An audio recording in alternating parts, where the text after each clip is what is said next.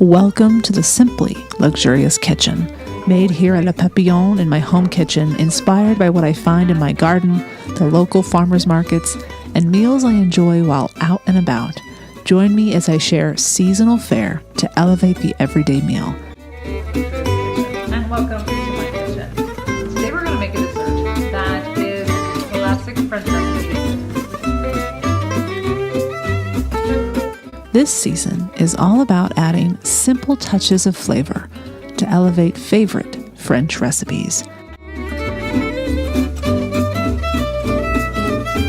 And most importantly, discover how to enjoy stepping into your kitchen. Let's get started.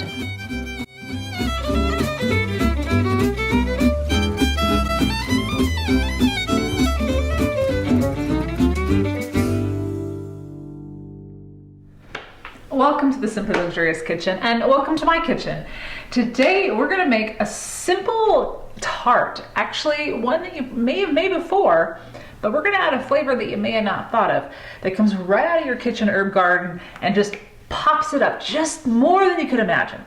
All right, so as I mentioned, it does have an herb in it. We're going to be making a pear tart, or pear galette, because we're going to make a rustic style galette. So simple to make, but often we go in fall to apples. I say we, everyone's different. I tend to go to apples is maybe what I should say. But pears are fantastic fruit in the fall. And for my preference, what I love about them is they are a gentle, sweet flavor. And which lends itself then to be played with and added all these other layers of flavor that kind of punch it up a bit. So it's a great palette to play with. So I'm going to be adding thyme from the garden. I went out, as you can see here, Norman and I went out to the kitchen garden and pulled some, or cut some thyme. And it smells so good in this kitchen right now. Oh, I love it. But anyway, it's so simple to make. We're going to actually reduce the juices of the pear and a little bit of pear liqueur to add, again, more elements of flavor. And all you need for what we're going to make is one pear. Now, if you want two of these, because we're going to make a medium to small size rustic tart, you'll probably need about 2 pears. You don't need a lot. Pick your favorite pear. I've picked the classic, the Bartlett. You're going to peel this in a second. But one thing that I enjoy is walking, and often I get ideas for recipes while I'm walking. I get ideas for lots of things while I'm walking. And this one has been played around with. I've been combining a bunch of different recipes to come up with this one from people that I trust as recipe makers. And Norman and I went on a walk late summer. And you can see here, this is actually where I go cross-country skiing in the winter. You can see the ski poles as to where the snow falls, so you can see where the trail is.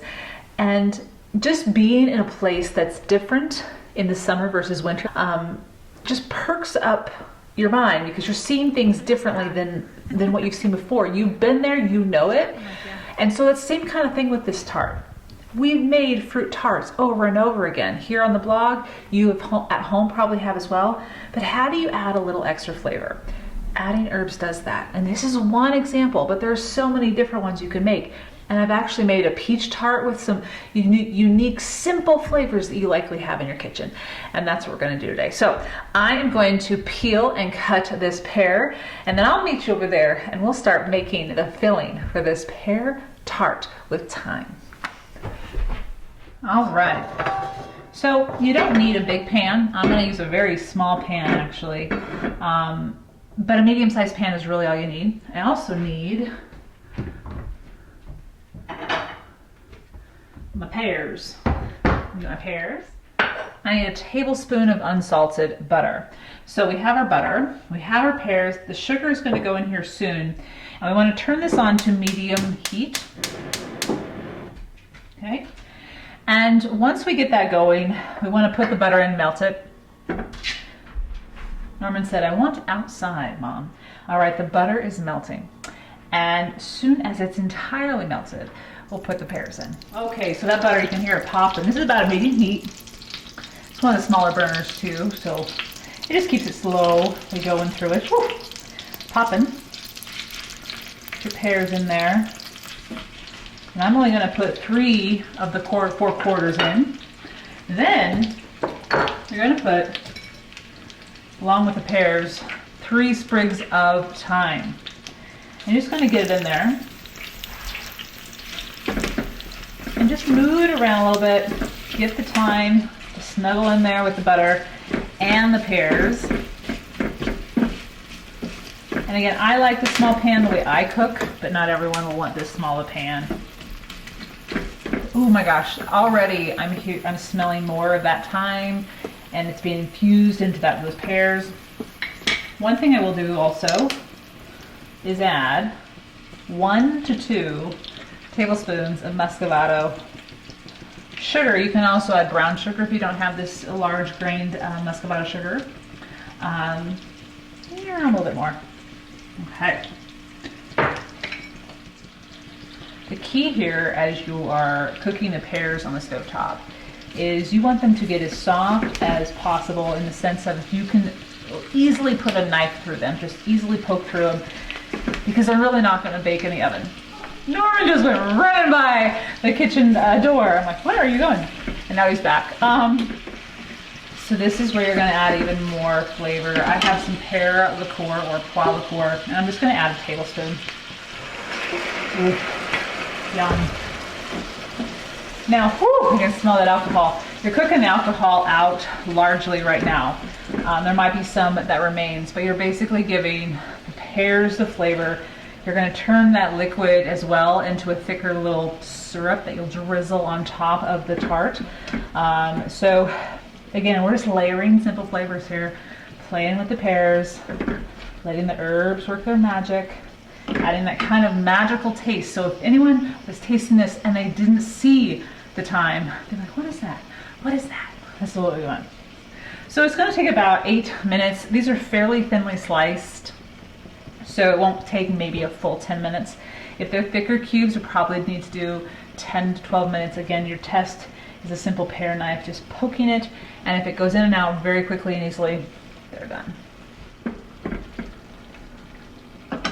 While this is cooking, you can chop up 2 tablespoons of the rest of your thyme, and you're going to finally slice those up. You're going to pull them off of the stem and then finally slice them up. We will remove these once the cooking is done on the stovetop, but the ones we're going to chop up, they're staying right in this tart. All right, these are done. So what I'm going to do now is I'm going to set the pears aside. I'm going to put them on their own with a slotted spoon, leave the syrup in, and then I'm going to cook the syrup down till I have about 2 tablespoons of thicker syrup. And while that syrup or that reduction is happening, I'm going to roll out the dough so it's all ready to go. So let's roll out the pastry. So what I'm going to do now is, the pears are done. So I'm going to take a slotted spoon. Oof, these look like ribbons right now. Oops, I lost one. And just pull them out. About a tablespoon, maybe 2 tablespoons of syrup here. I'm going to keep that. It's ready to go. It's already been reduced enough. And that might happen. Depends on how much liqueur you use. So you just don't want it to be like water. You want it to have a little more viscosity. So keep that for a second while you roll out the dough, and then we'll assemble. Okay, got the dough. Now, wherever you're going to roll it out, you want to get some flour, and I like to put a little bit of sugar in this as well. Doesn't hurt to get a little more sugar into this sweet pastry, and spread it out all over the area where you're going to roll out your dough. And okay, perfect. It's going to be nice and solid, easy to work with, and you're just going to roll it out to a rough circle. We're going to roughly fold this into a tart. Nothing perfect, just strong enough for holding the pears and its shape. Perfect. There we go. The one thing to keep in mind with pastry dough, whichever recipe you use, I love mine, I've been using it for years, is the more butter you use, the harder it is for it to hold its shape. I don't let that scare me. I like butter. So I stick with my 1/4 cup butter, and I think that's about right. Remember, this is a tart for one person. I prefer that. Sometimes they're a little bit bigger and you could probably have 2 servings. Oops. So when you put a little bit of sugar into the flour,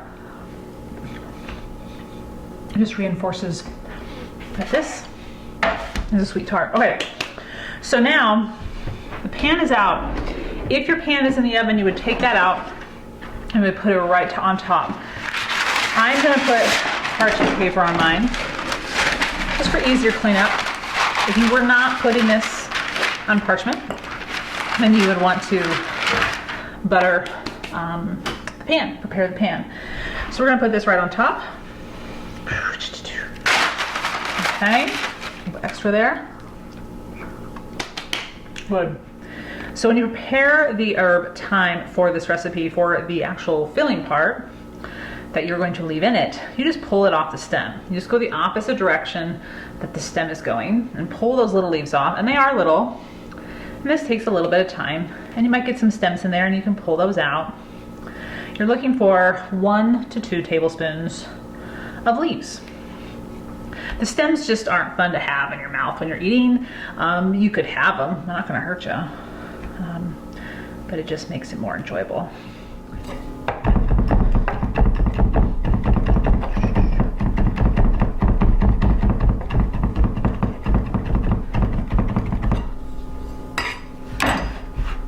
Perfect. I'm about 1.5 tablespoons. Okay, now let's put it together. We have this. Now we get the pears. They should have cooled down a little bit. And this is where you rearrange, or arrange, not rearrange, they've never been in there. And you just go around. Your fingers are gonna get sticky. I have to lick them from time to time. Do so and enjoy every lick of it. And you're leaving about 1 inch around the edge. Okay. And there's gonna be more of a height in the middle. And that's expected because all of the ends are coming to meet. Just kind of fanning them out as you go. And it doesn't need to be perfect. This is just kind of fun because visually it looks beautiful, but it's all gonna be enjoyed one way or the other. Now you're gonna sprinkle all of the thyme that you've chopped onto the top. Perfect. Notice my crust is not perfect. It's not perfectly round, doesn't need to be. This is a rustic tart. Now you're gonna fold and overlap as you go. As you go, crease there, all the way around. I didn't forget the syrup, don't worry. I wait to put the syrup on until the very last minute. So, you need to heat it up, heat it up. Here it comes. Ooh, it's nice and thick. And it will spread itself out throughout the tart. And it should run like syrup. It should be that thick. And that just adds more of the flavor that you created while you're preparing the tart. All right, so now this goes in the oven for about 30 minutes. It's small. If it was bigger, you would put it in for about 40 minutes. But put it in for 30 minutes at 350 or 180 degrees Celsius. And don't take it out until it's golden brown, and then you can enjoy it.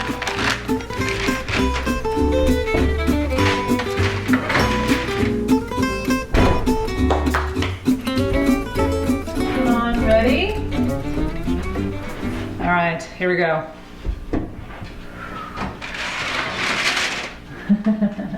That was good, huh, Bob? Smells good. Oof. Okay. Wonderful. So just golden brown, that's perfect. Takes in my oven about 30 minutes, and serve it warm with your favorite. I love vanilla ice cream. This actually is infused, it's gelato vanilla ice cream with lavender and honey, and it just adds a little extra something. So let's serve it up.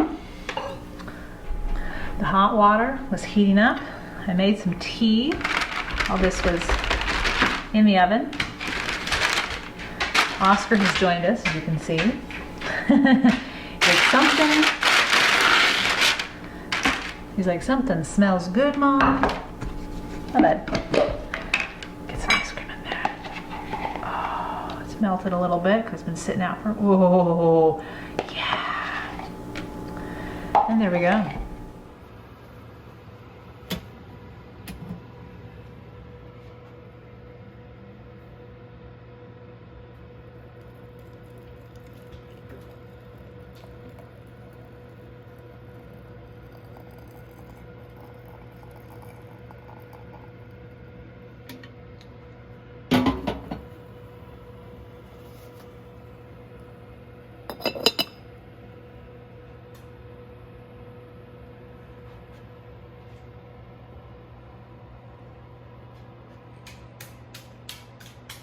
Get some tea. And there we go. Have our piece for one. As you can see, there was about two there, 2 servings. A cup of tea, a pup to snuggle with. The other one's outside somewhere. And it's that simple. It really does epitomize fall dessert. Just grab pear, grab some thyme, find some pear liqueur if you can. And it's that simple. Really good food. Doesn't have to be complicated. Enjoy your day. Enjoy your food. Enjoy stepping into your kitchen. Bonjourne. Let's give it a try, Pear.